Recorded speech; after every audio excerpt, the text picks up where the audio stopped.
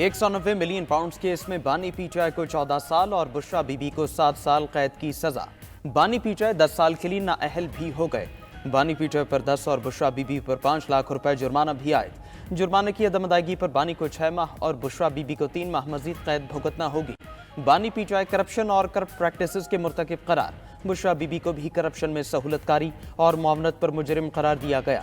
जज नासिर जावेद राना ने 190 million pound case का तहरीरी फैसला जारी कर दिया। अदालत का अलकादिर ट्रस्ट प्रॉपर्टी और यूनिवर्सिटी को सरकारी तहवील में लेने का हुक्म। सजा सुनाने के बाद बुशरा बीबी को कमरा अदालत से गिरफ्तार कर लिया गया। जेल जराये के मुताबिक गिरफ्तारी के बाद बुशरा बीबी का मेडिकल चेकअप और बायोमेट्रिक किया गया। तमाम कानूनी तकाजे मुकम्मल करने के बाद बुशरा बीबी को खवातीन बैरक्स में मुंतकिल कर दिया जाएगा। 190 मिलियन पाउंड रेफरेंस 1 साल में मुकम्मल हुआ। 100 से ज्यादा समाते हों।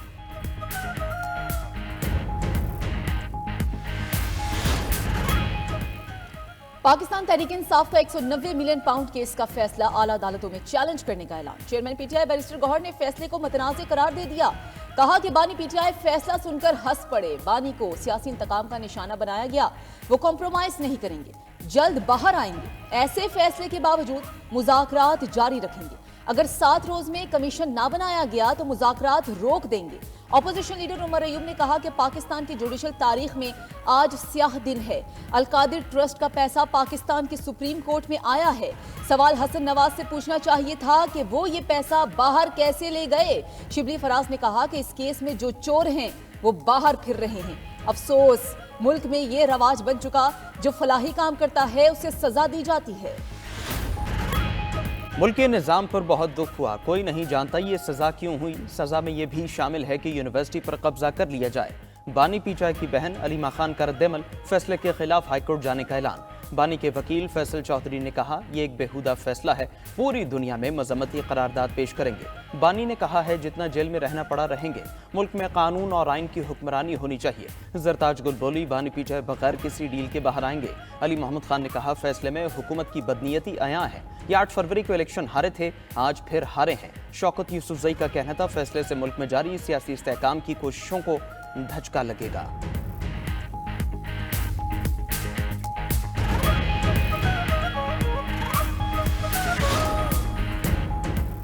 आज इंसाफ का बोल बाला हुआ है। ये सजा कानून और मेरिट के मुताबिक है। रिश्वत और डाके का जवाब दलील और कानून से दें। वजीर इत्तलात अता तारड़ का 190 मिलियन पाउंड केस में रद्द-ए-अमल। कहा यह पाकिस्तान में रिश्वत का सबसे बड़ा केस था।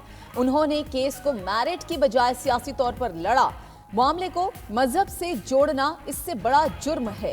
वजीर कानून आजम नजीर तारड़ ने कहा कि बानी पीटीआई के पास अपील का हक मौजूद है। तवक्को है अपील आई तो अपने नंबर पर मुकर्रर की जाएगी और फैसला मेरिट पर आएगा। गैर कानूनी तौर पर मुल्क से बाहर भेजा हुआ पैसा किसी शख्सियत का नहीं, अवाम का होता है। वजीर दिफा ख्वाजा आसिफ ने बानी पीटीआई की सजा को मुकफ़ाते अमल करार दे दिया।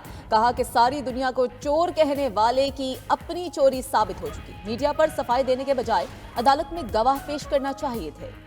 आज के फैसले से एनआरओ की तमाम अफवाहें दम तोड़ गईं। बगावत हो या करप्शन, किसी भी केस में माफी नहीं मिलेगी। रियासत को आगे ले जाने के लिए 9 मई और 26 नवंबर के फैसले भी आने चाहिए। सेनेटर तलाल चौधरी की मीडिया से गुफ्तगू। दानियाल चौधरी ने कहा यह अवाम के खून से अपनी जेबें भरते रहे। आज का फैसला इस चीज की दलील है। बैरिस्टर अकील ने कहा आज इंसाफ होता हुआ नजर आया। कानून के तमाम तकाजे पूरे हुए। पीटीआई वर्कर्स को पैगाम है, आपने घबराना नहीं, अभी 9 मई के फैसले आने हैं। उधर 190 मिलियन पाउंड केस का फैसला आने पर मुस्लिम लीग नून की जानिब से मुख्तलिफ मकामात पर जश्न, मिठाइयाँ तकसीम, कारकुनान की जानिब से ढोल की थाप पर रक्स, नारेबाजी की गई।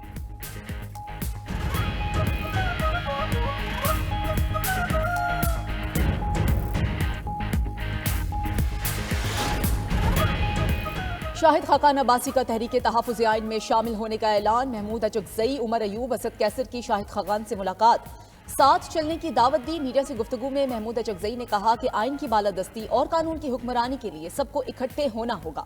3 हफ्तों में अगला लाहे अमल बनाएंगे। मौलाना फजलुर रहमान को भी दावत देंगे। असद कैसर ने 190 मिलियन पाउंड रेफरेंस का फैसला अदालती निजाम पर स्याह धब्बा करार दे दिया। उधर पेशावर में प्रेस कॉन्फ्रेंस में शेख वकास अकरम ने कहा कि अगर आज के फैसले से पैगाम दिया गया कि समझौता कर ले तो ऐसा नहीं होगा। केस जब आला अदलिया में जाएगा तो चीजें सामने आएंगी। इनके लिए बानी पीटीआई से जान छुड़ाना मुमकिन नहीं।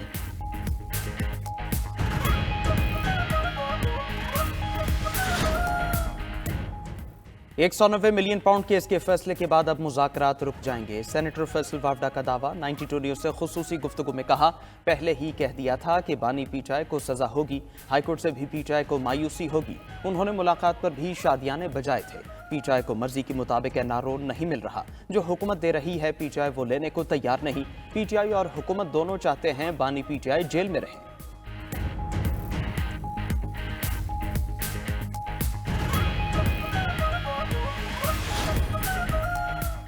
190 मिलियन पाउंड की चोरी साबित हो गई। पाकिस्तान का पहला वजीर आजम है जिसे करप्शन पर सजा सुनाई गई। फैसले के बाद स्टॉक मार्केट में तेजी देखी गई।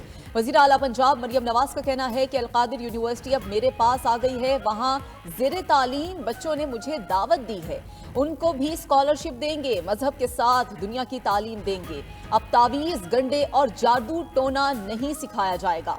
मरियम नवाज ने मजीद कहा कि मुल्क को इंतशार नहीं, अमन चाहिए, नफरत नहीं, तहजीब की जरूरत है। सोशल मीडिया पर जो देखें आंखें बंद करके यकीन ना करें।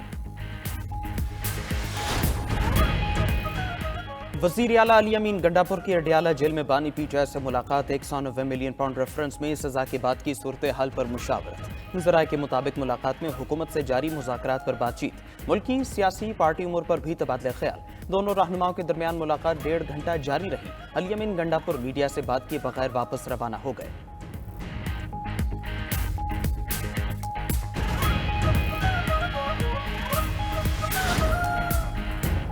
बानी पीटीआई ने मुखालिफिन को इंतकामी कार्रवाइयों का निशाना बनाया था। बानी को अपने गलत कामों की सजाएं मिल रही हैं। सीनियर वजीर सिंध शर्जील इनाम मेमन कहते हैं 190 मिलियन पाउंड केस में बानी पीटीआई पर चोरी साबित हुई। अलकादिर यूनिवर्सिटी की जमीन रिश्वत के तौर पर ली गई।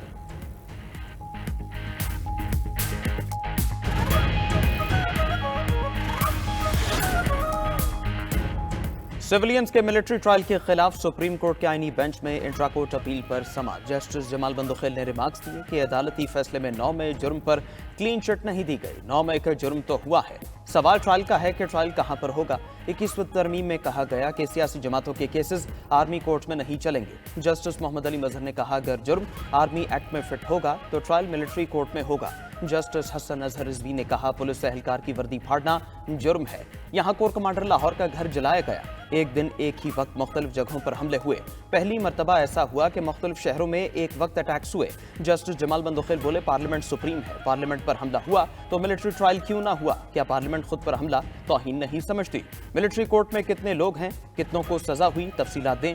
अदालत ने विफाकी हुकूमत से कुल मुल्जिमान और सजा पाने वाले मुल्जिमान की तफसीलात तलब कर ली। केस की समाअत पीर तक मुलतवी।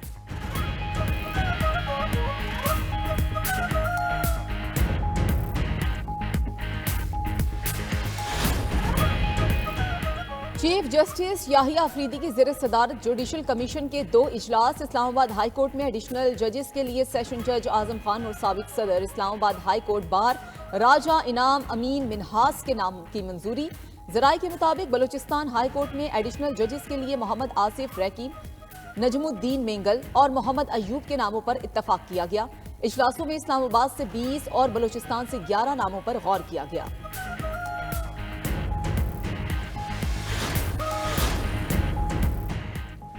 पाकिस्तान का तैयार करदा इलेक्ट्रो ऑप्टिकल सेटेलाइट खला में छोड़ दिया गया। तर्जुमान स्पार्को के मुताबिक EO-1 डिजास्टर रिस्पांस शहरी मनसूबाबंदी ज़राअत में मदद के लिए डिज़ाइन किया गया। ISPR के मुताबिक सेटेलाइट मादनियात, तेल और गैस के शुबों, ग्लेशियर की कसाद बाजारी और आबी वसाइल की निगरानी में मुआवनत करेगा। वज़ीर-ए-आज़म शहबाज शरीफ ने सेटेलाइट की कामयाब रवानगी पर कौम और मुतालिका टीम को मुबारकबाद दी। कहा जदीद खलाई टेक्नोलॉजी में पाकिस्तान की खुद किफालत की जानिब बड़ा कदम है।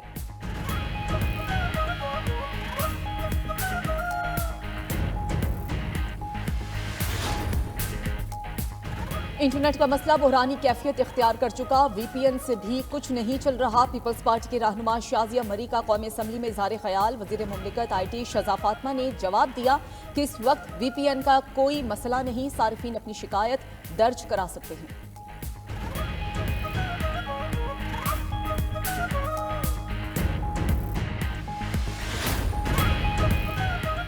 बरतानिया और यूक्रेन में 100 साल शराकतदारी का मुआहदा तय। बरतानवी वज़ीर-ए-आज़म ने तारीखी मुआहदे पर दस्तखत दौरा यूक्रेन के दौरान किए।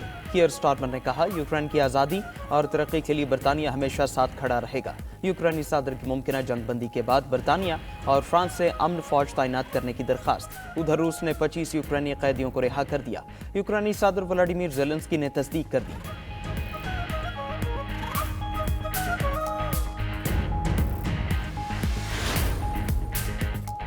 शाम में अबूरी हुकूमत के कायद अहमद अल शरा ने कहा कि इसराइल बफर जोन में पेशकदमी के लिए हीले बना रहा है, इसे वहां से निकलना होगा। अहमद अल शरा ने बावर कराया कि शाम इसराइल के साथ मुश्तरका बफर जोन में अक़वाम मुत्तहिदा की फौज को खुशामदीद कहने के लिए तैयार है। दूसरी जानिब दमिश्क में 12 साल बाद हस्पानवी सिफारत खाने पर परचम लहरा दिया गया। गैर मुल्की मीडिया के मुताबिक सदर बशारुल असद की माजूली के बाद मगरबी ममालिक का शाम से ताल्लुकात बहाल करने का सिलसिला जारी। जर्मन चांसलर ओलाफ शोल्स और अमरीकी अरबपति एलोन मस्क के दरमियान तनाव। जर्मन वजारत दिफा ने अपना एक्स अकाउंट मुअत्तल कर दिया। जर्मन वजारत दिफा ने ये इकदाम एलोन मस्क की तरफ से मौजूदा जर्मन हुकूमत पर तनकीद और दाएं बाजू की अपोजिशन जमात AfD की हिमायत के रद्द-ए-अमल में किया। उन्होंने कहा कि एक्स प्लेटफॉर्म हकीकत पसंदाना, मनतकी और पुरसुकून बातचीत की इजाजत देने के लिए मौजूद नहीं रहा।